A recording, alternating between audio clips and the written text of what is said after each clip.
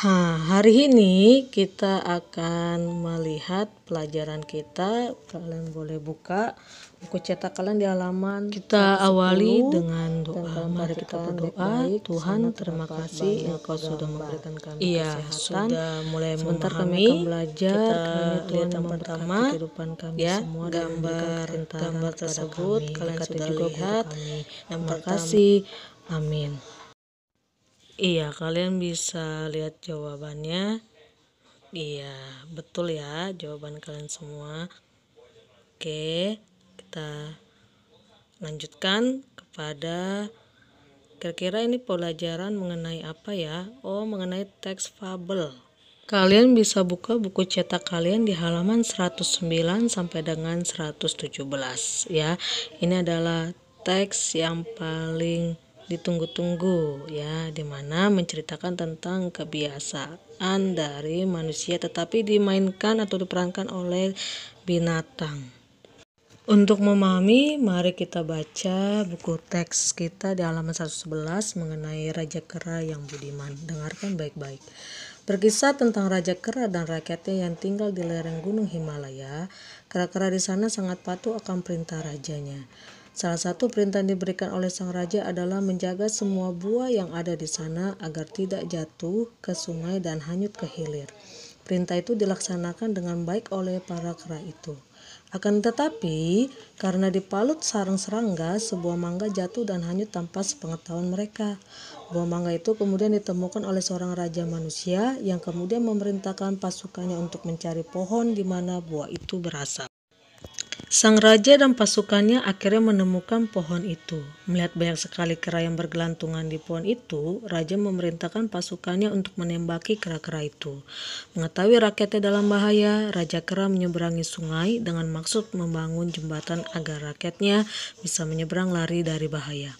Raja Kera kembali dengan membawa seutas akar yang hendak dijadikan jembatan. Tapi sayang, akar itu tidak cukup panjang. Akhirnya sang raja menjadikan tubuhnya sebagai sambungan akar itu hingga para rakyat kera bisa menyeberang. Dan karena itu, Raja Kera meninggal dunia karena tulang punggungnya patah. Nah, dari cerita ini terdapat pesan moral, dikatakan seorang pemimpin harus memikirkan nasib rakyatnya dalam keadaan bahaya sekalipun. Secara tersirat atau yang tidak tertulis di teks mengatakan hal ini dapat kita simpulkan dari tindakan Raja Kera yang saat menyelamatkan rakyatnya dengan mempertaruhkan tubuhnya sendiri.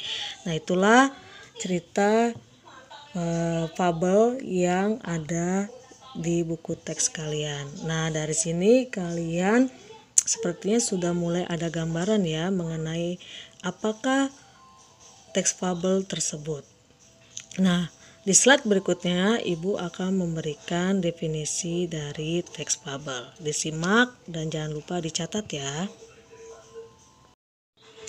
Teks fabel yaitu cerita pendek berupa dongeng yang menggambarkan watak dan budi pekerti manusia yang diibaratkan pada binatang. Ya, tadi seperti kita sudah baca di halaman 111 mengenai Raja Kera yang budiman.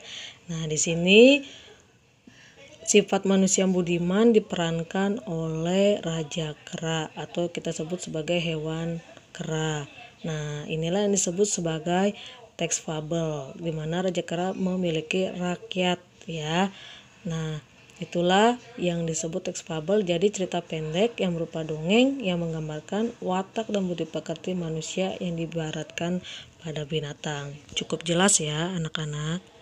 Dari sini kita akan mengetahui mengenai ciri-ciri fabel. Yang pertama, fabel selalu bersifat fiksi. Fiksi itu artinya tidak nyata ya. Namanya dongeng berarti tidak nyata, tidak sungguhan. Sebuah karangan yang berdasarkan imajinasi si penulisnya. Kemudian, ciri fabel yang berikutnya adalah hewan sebagai tokoh utamanya. Jangan lupa, hewan itu adalah tokoh utamanya. Karena yang memerankan adalah diibaratkan binatang yang memiliki tingkah laku, yang memiliki sifat seperti manusia. Ketiga, biasanya pada teks fabel menggunakan kata pembuka. Ya, kalian tahu seperti pada zaman dahulu kala, pada suatu hari, waktu itu, alkisah, ketika itu, dan lain lain sebagainya. Itulah ciri-ciri fabel. Yang berikutnya ciri fabel yaitu